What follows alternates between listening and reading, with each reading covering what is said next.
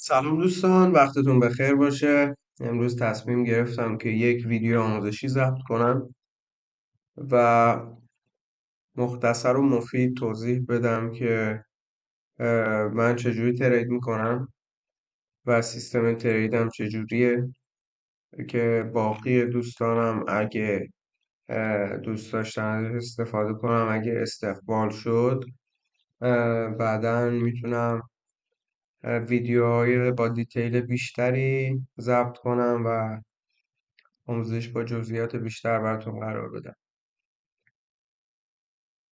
خب دوستان، فرض میکنیم که من 2-3 هفته پای چاپ نبودم و تازه الان بعد از یک مدت طولانی برگشتم و میخوام چارت رو بررسی کنم، تحلیل کنم و شروع کنم به ترید کردن.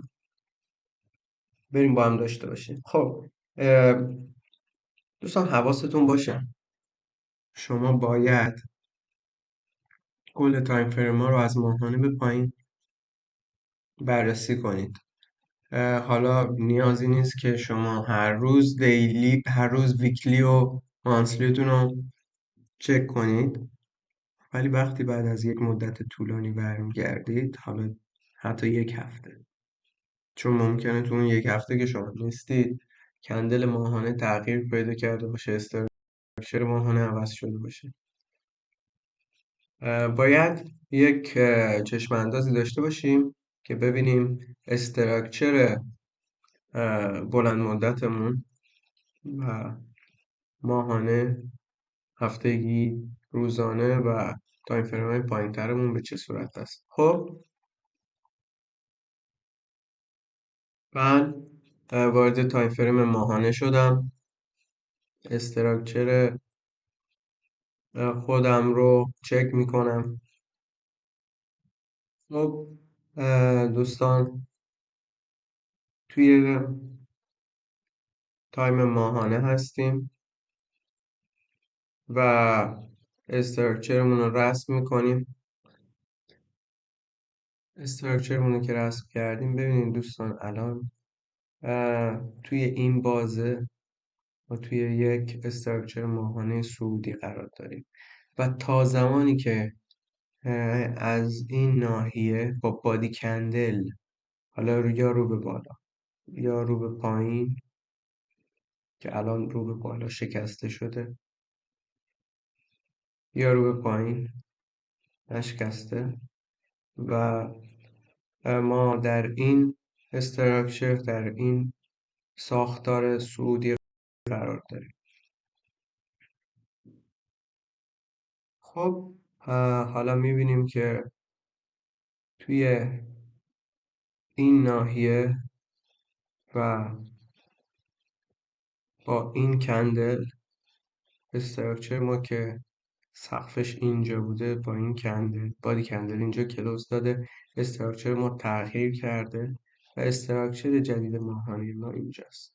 پس ما توی یک لگ صعودی ماهانه قرار داریم. خب همینجا کافیه. میریم سراغ تایم هفتگی. خب یک بازی رو در نظر میگیریم، مثلا اینجا رو در نظر میگیریم و از اینجا شروع میکنیم به دید زدن مارکت. ببینیم تایم ویکلیمون چجوریه. میبینیم که مارکت نسبت به این ناحیه یک استراکچر جدید صعودی شکل داده، یعنی نزولی رو شکونده و سویچ کرده رو به صعودی، دوباره ادامه پیدا کرده، دوباره ادامه پیدا کرده، ادامه پیدا کرده، صعودی رو به بالا و کم کم داره نزدیک میشه به تعویض و سویچ رو به استراکچر نزولی. بالاخره نزولی اتفاق افتاده، استراکچر ویکلی نزولی تغییر پیدا کرده و دوباره سویچ شده رو به صعودی و ما الان توی یک استراکچر صعودی قرار داریم. ببینید دوستان، این استراکچر صعودی ماست. اگه بخوایم با همون فیبوناچی یا ابزار فیبوناچی، در واقع من که از هیچ ابزار استفاده نمی کنم. همون فیبوناچی که قبل انداختیم و برای تقسیم بندی استفاده می کنیم. فیبوناچی بدون عدد و بدون رقم. ببینید ابتدای حرکت بوده تا انتهای حرکت. هیچ کندلی توی این باکس الان با بادی کندل خارج نشده. پس ما توی ویکلی هم یک استراکچر صعودی داریم. بریم سراغ دیلی. خب دوباره دیلی رو شروع میکنیم. طبعا از اینجا شروع میکنیم به بررسی کردن. حدود 70 کندل دیلیه و برای اینکه چشممون استراکچر رو بشناسه یه تایمی رو در نظر میگیریم و از اون به بعد رو شروع میکنیم به بررسی کردن. خب ببینید اینجا یک استراکچر کاملا نزولی داریم و بالاخره اینجا رو به صعود شکسته شده، استراکچر جدید شکل داده، به نزول سویچ کرده، دوباره یه استراکچر جدید با یک کندل استراکچر جدید شکل داده و اینجا دوباره با دو کندلی استراکچر جدید صعود ادامه پیدا کرده با کندل‌های خیلی کم حجم و کوچیک و تغییرات کم نسبت به باقی کندل. دوباره یه استراکچر جدید، یه شادوی بلند داریم، برمیگرده استراکچرمون اینجامون که کف بوده رو میشکونه و یک استراکچر نزولی با مومنتوم خیلی قوی رو شکل میده نسبت به باقی کندلایی که توی این بازه تقریبا قرار داشتن. این کندل خیلی کندل قوی است و دوباره یک استراکچر نزولی جدید شکل داده و دوباره یک سویچ به سمت صعود و نزول. استراکچر نزولی شده، هنوز توی همون استراکچر قبلی اینجا قرار داریم و استراکچر رو به صعودی تغییر پیدا کرده، شکستاتش رو به بالا و دوباره استراکچر قبلی خودش رو با دو تا کندل مومنتوم رو پایین شکسته و کلوز. خب دوستان، ما الان ساختاری که در حال حاضر توش هستیم این باکس است و این دوتا کندل قرمز ساختار دیلی ما رو تشکیل داده. حالا توی اون دوتا کندل دیلی چه خبره؟ چه اتفاقاتی افتاده؟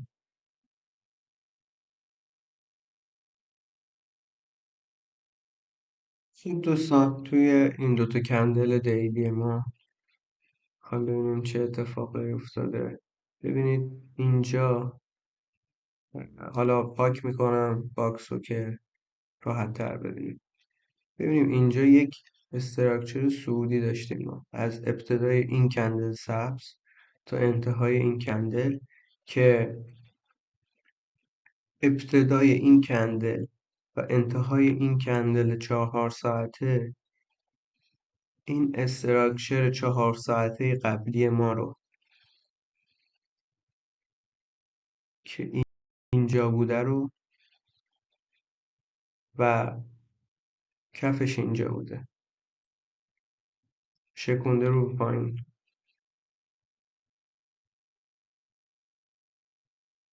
رو به پایین شکونده و الان ما توی یک استراکچر نزولی 4 ساعته قرار داریم.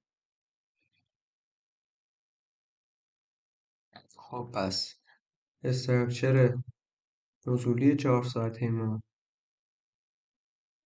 میشه این باکس و الان نزولیمون و 4 ساعتمون و دیلیمون نزولیه و یادداشتش میکنیم که حواسمون باشه، روی کاغذ مینویسیمش.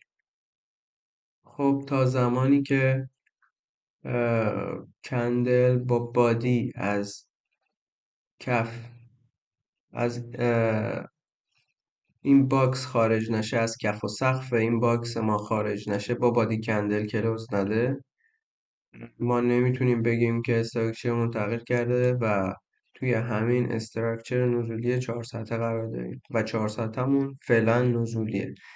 همونجور که میبینید الان هم مارکت باز هست. خب میریم سراغ 1 ساعته ببینیم 1 ساعته چه خبره. باکس رو پاکش میکنیم.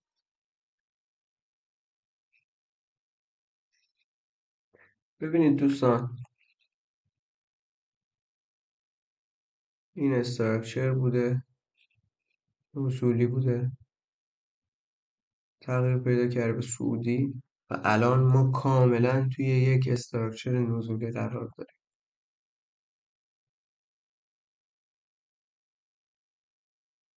و این باکس دوره استراکچر 1 ساعته نزولی هم هست.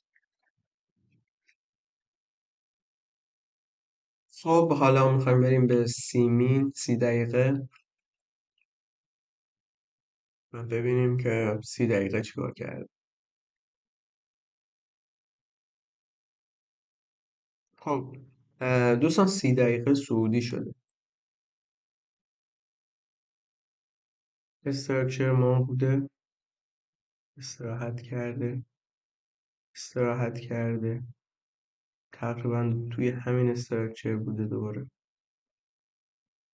رو به بالا سویچ کرده، سویچ کرده، رو به پایین سویچ کرده، نزولی شده توی 30 دقیقه، رو به بالا سویچ کرده، بادی کندل کلاس داده، دوباره رو به بالا سویچ کرده، رو به پایین سویچ کرده و تا اینجا هنوز توی استراکچر نزولیمون بودیم و رو به بالا دوباره استراکچرمون سویچ کرده و الان توی یک استراکچر و ساختار صعودی ما قرار داریم. ببینید این ساختار اول صعودیمون و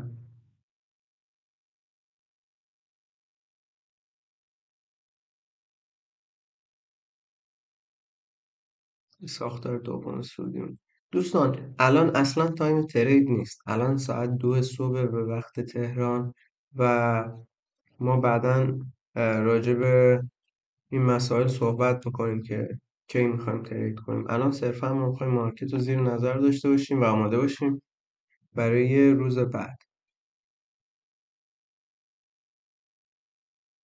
پس ما 30 دقیقه صعودی داریم تا اینجا، روزانه نزولی 4 ساعته نزولی، 1 ساعته نزولی و 30 دقیقه صعودی داریم. میریم تایم 15 دقیقه.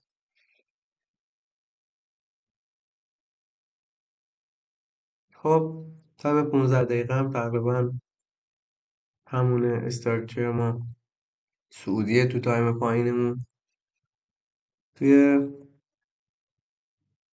تایم 5 دقیقه خب میریم سراغ تایم 5 دقیقه. 5 دقیقه همون سعودیه، 5 دقیقه هم سعودیه و اگه بخوایم استراکچر واسش رسم کنیم اینجا رو استراکچر میگیریم و بعد از اینجا 2 مرتبه اینجا شده استراکچر ما. دوستان ببینید الان بازار تعطیل شده و دیگه به استراکچر 5 دقیقه‌مون نمیخواد اعتماد کنیم، چون که کندلای آخر روز بوده و هیچ والیومی نداشته. خب تا همینجا برای استراکچرمون کافیه. میریم بقیه چیزا رو با هم دیگه بررسی کنیم. خب ما متوجه شدیم که تایم بلندمون، تایم بالامون نزولیه و تایم پایینمون که 30 دقیقه و 15 دقیقه و 5 دقیقه هست صعودیه. خب استرکچر اصلا چی رو به ما میده؟ ما حواسمون هست که اگه بخوایم بای بگیریم به هدفهای بلند مدت نمیتونیم بگیریم، چون که تایم بلندمون تایم روزانه 4 ساعته و 1 ساعتمون نزولیه و اگه بخوایم بای بگیریم فقط میتونیم به هدفهای کوتاه مدت و خیلی اسکلپ بگیریم. اومدیم توی تایم 4 ساعته و الان دیگه نوبت رسم کردن نواحی عرضه و تقاضامونه، نواحی عرضه و تقاضای نزدیکمون که ببینیم چیا داریم. 4 ساعته یکم به نظرم نواحیش بزرگ بود و خیلی به دردمون نمیخورد. اومدم توی 1 ساعته این ناحیه رو میتونیم داشته باشیم، ناحیه‌ای که میتونه بهمون از اینجا سل بده. دوباره ناحیه‌های بالاتر و پایینترش رو رسم میکنیم. این ناحیه این شادو توی تایم پایینتر احتمالا این ناحیه خوبی هست. بله،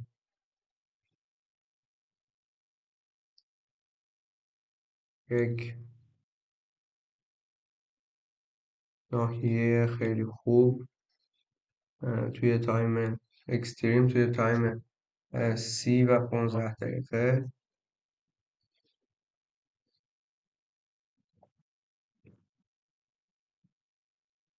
پی او آی همون مخفف پوینت آف اینترسته که همون نوایی عرضه و تقاضا، ساپلای اند دیمند، اوردر بلاک، اسامی مختلفی دارن. همون نوایی عرضه و تقاضاشو رو در نظر بگیرید. برای اینکه گیج نشیم هی ساپلای اند دیمند ننویسیم، من همون پی او آی می نویسم. پی او آی 15 و 30 مین داریم اینجا. اینجا یه پی او آی 1 ساعته داشتیم، چکش کنیم. بله، یه پی او آی 1 ساعته داشتیم. خب دیگه کجا داریم؟ خب نوایی نزدیکمون، نوایی که دیگه میتونیم ازشون استفاده کنیم.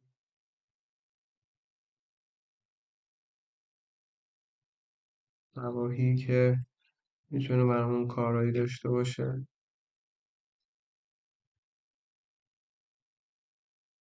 این ناحیه خیلی ناحیه خوبی میتونه باشه که حالا ممکنه بهش واکنش داشته باشیم. ما دنبال اینیم که یک تحلیلی برای خودمون انجام بدیم، یک بررسی از چارت بکنیم که بفهمیم توی این هفته پیش رو یا 2 هفته پیش رو به کدوم یکی از نواحی میتونه واکنش خوب داشته باشه. صرفا فقط برای ترید فردامون نیست، ممکن است هم فردا به ما ترید نده، ولی ما حواسمون هست که چه نواحی رو باید زیر نظر داشته باشه. خب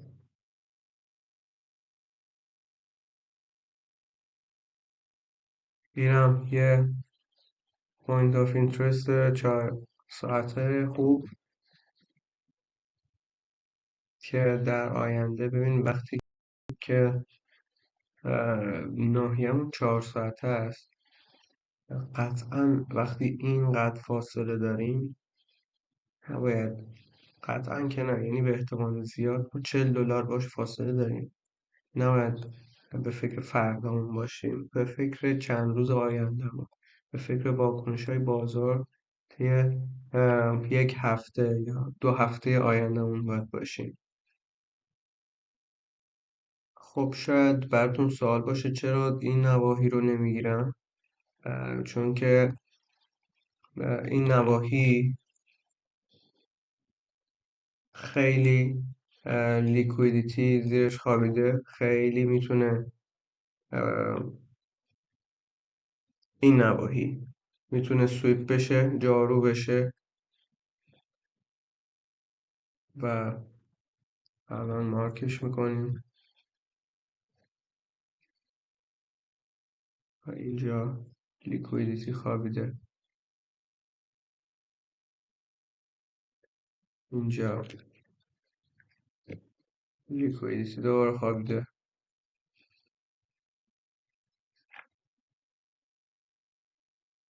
و اگر قرار باشه ناحیه‌ای به ما واکنش بده، به نظر من این ناحیه است، چون که این دو تا ناحیه رو میتونیم براش ناحیه این دو تا نقطه رو میتونیم براش نوای عرضه و تقاضا رسم کنیم و منتظر واکنش باشیم، ولی احتمال فیل شدنش خیلی زیاده، چون زیرش لیکویدیتی استاپ زیرشه، مانی زیرشه و به احتمال خیلی زیاد ببینید پر از لیکویدیتی، پر از نقدینگیه و ما داریم طلا رو بررسی میکنیم، طلا میاد و اینا رو میزنه به احتمال زیاد. به نظر من طبق تجربه‌ای که من دارم، اگه قرار باشه به نقطه واکنش بده که اونم باز احتمالش بالا نیست، این ناحیه است، چون که فعلا داره میره و ما تایممون تو بلند مدت نزولیه و یک اوردر بلاک، یک ناحیه ساپلای اند دمند قویه 1 ساعته داریم اینجا که باید منتظر این باشیم، منتظر واکنش این باشیم و زمانی که اگه بخواد بیاد فکر نمی کنم این ناحیه بتونه نگهش داره و ازش گذر میکنه، رد میشه، چون خیلی دیگه ناحیه سر راهش نیست، یه شکاف عمیقی بینشه که بعدا میتونه توی روزهای آینده بیاد و به این اوردر بلاکی که ما کشیدیم و گفتم 4 ساعته واکنش بده و دوباره برگرد. خب بریم سر رسممون، ببینیم دیگه چیا میتونیم داشته باشیم. ببینید اینا همه نوای نقدینگیه و مارکت میاد و اینا رو میزنه، حتی زیر این نقطه هم ما نقدینگی سنگینی داریم.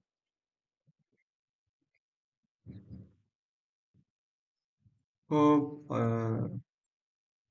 دوستان ببینید، نقدینگی همه جای مارکت وجود داره، اصلا نقدینگیه که مارکت رو میچرخونه، ولی توی این نواحی، توی این نواحی همه نقدینگی وجود داره، ولی ما به نسبت تجربهمون و نزدیک بودن قیمت با مومنتوم قیمت میتونیم تشخیص بدیم که کدوم نقدینگی ها قرار جارو بشن و کدوما دست نخورده باقی میمونن.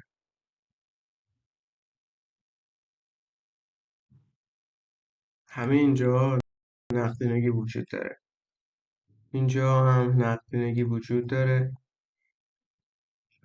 و مارکت میتونه به نسبت نقدینگی که توی این دو تا نقطه وجود داره میتونه وارد این ناحیه بشه، واکنش بهش نشون بده و حتی کمی بیاد پایین و دوباره بره بالا و وارد این ناحیه بشه و نقدینگی اونجا رو هم جذب کنه و بعد برگرده، اگه قرار باشه برگرده، اگه هم که نه بره بالا و نقدینگی بالا رو جذب.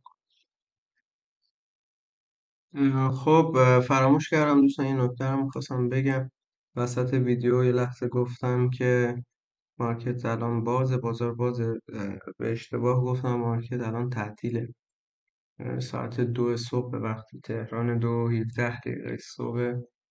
خب همین اندازه بررسی کردن کافیه، دیگه ما منتظر میمونیم که ببینیم واکنش بازار فردا چیه، چون که ما غیبگو نیستیم که پیشگو نیستیم، ما همراه با روند میخوایم ترید کنیم، میخوایم دنبال روی راه بانک‌ها باشیم، مؤسسات مالی رو دنبال کنیم و از مسیری که اونا دارن میرن استفاده کنیم.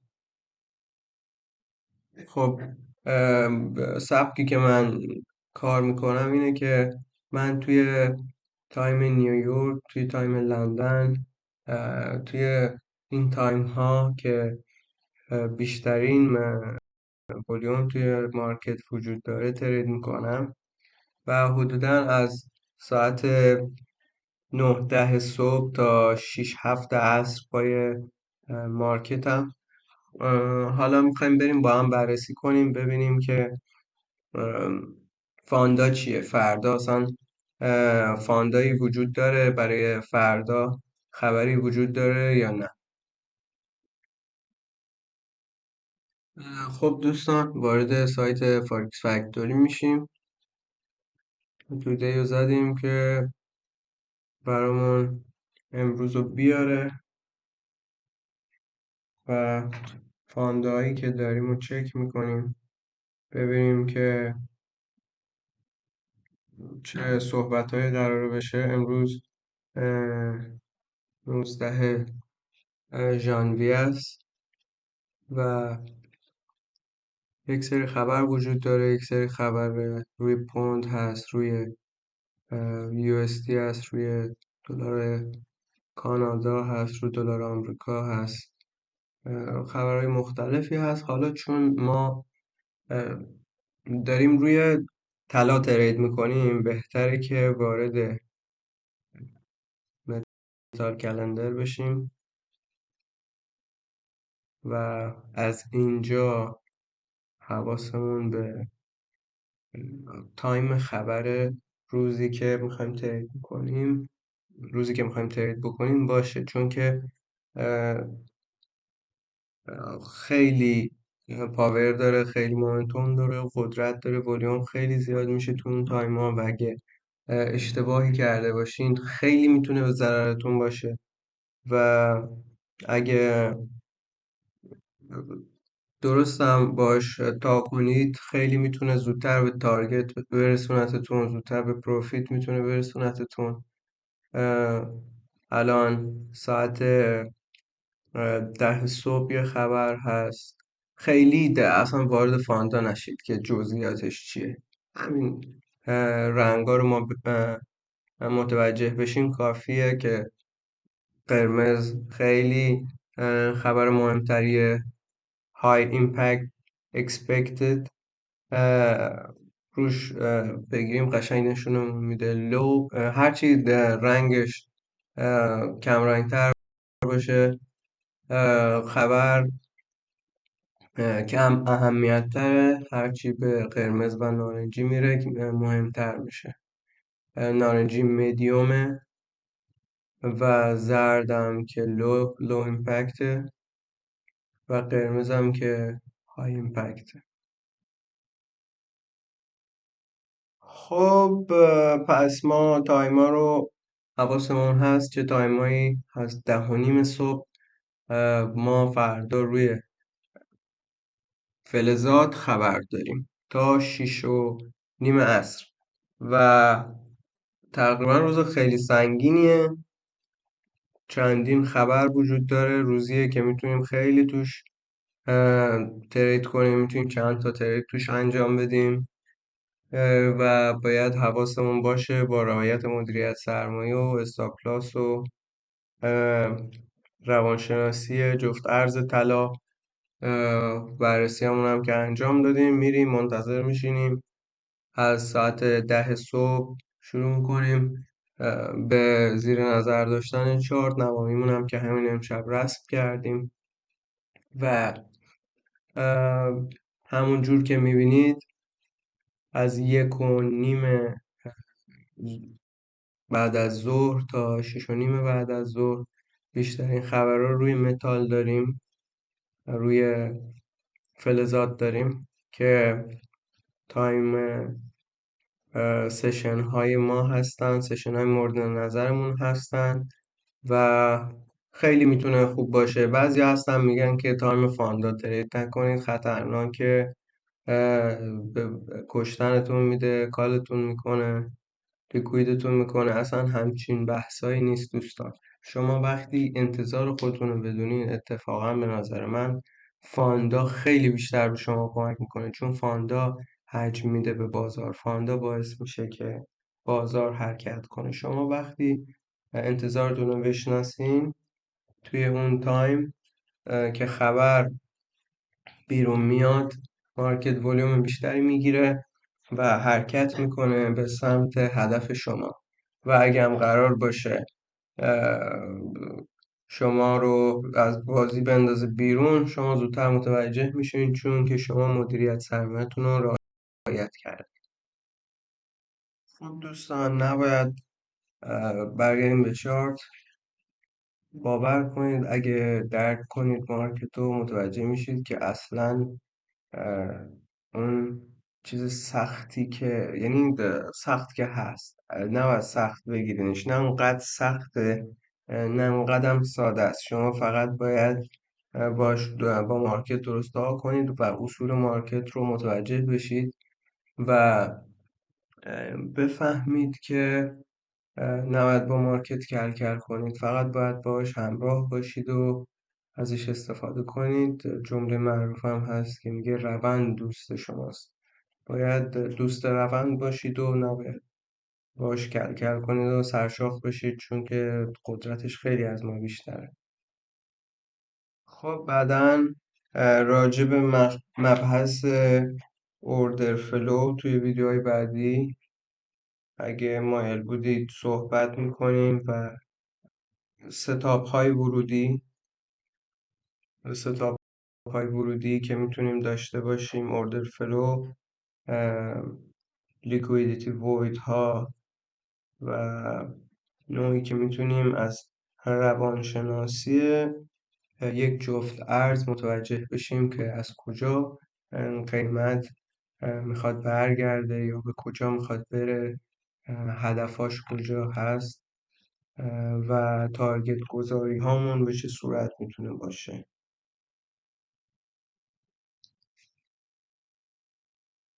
خب دیگه فکر میکنم که تا همینجا کافیه.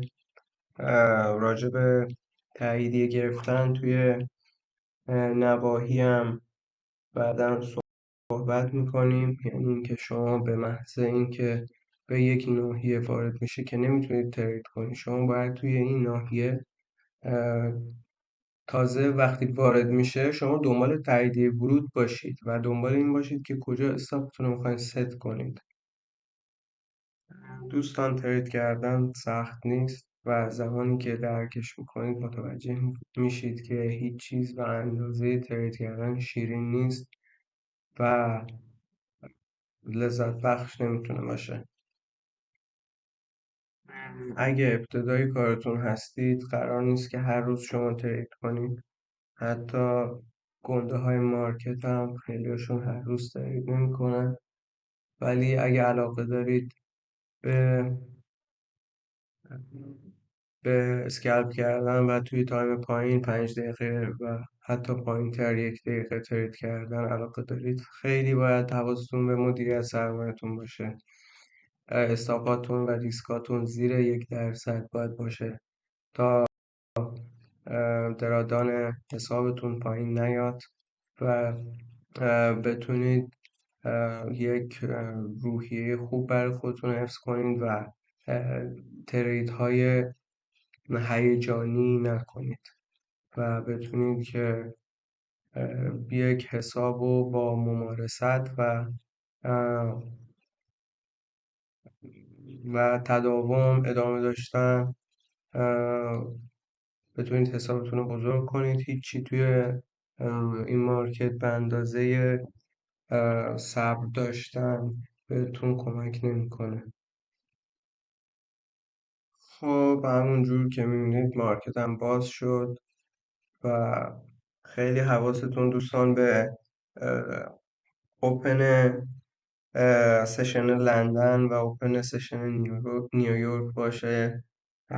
تایم زمستون رو اه، تایم تابستونتون رو حواستون باشه چجوریه، تایم بهار و تابستونتون رو حواستون باشه. و اه، و اگه میخواید خلاف استراکچر بلند مدتتون ترید کنید، همونجور که گفتم خیلی باید مراقب باشید و انتظارتون رو خیلی باید فیلتر کنید و بدونید که انتظارتون خیلی باید کوچیک باشه. اگه ترید خلاف روند میفتید نمیتونید 3-4 ساعت 2-3 ساعت نگهش دارید.